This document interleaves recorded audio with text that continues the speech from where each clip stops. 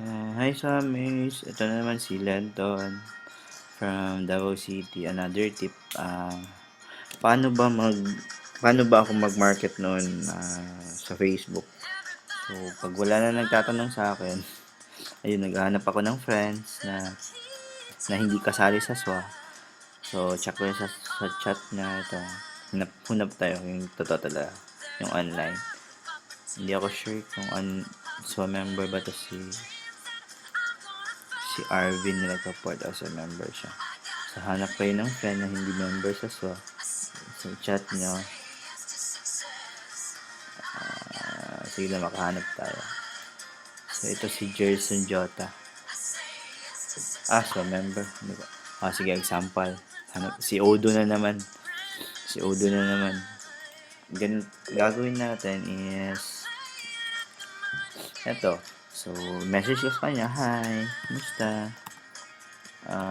Paalam ka lang muna. Dapat magpaalam ka, okay? Pag gagawin mo to, kasi pagagalitan ka or i-block ka or unfriend ka. Pwede, ganito lang, pwede ba maka-post sa wall mo or timeline mo? Ganun lang, okay?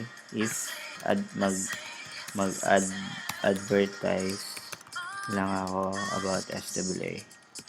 Okay? Ang kilang dito is hindi naman siya kasali sa SWA.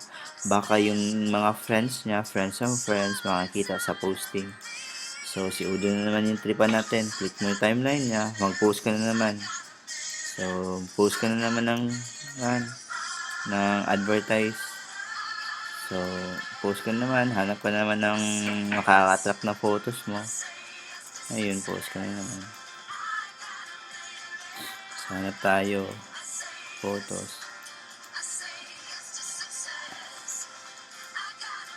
So, yun lang.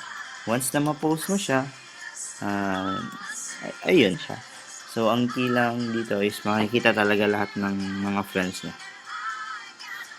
Yung post mo. And one of them, baka i-add ka or tanungin ka niya about us. Thank you for watching this video.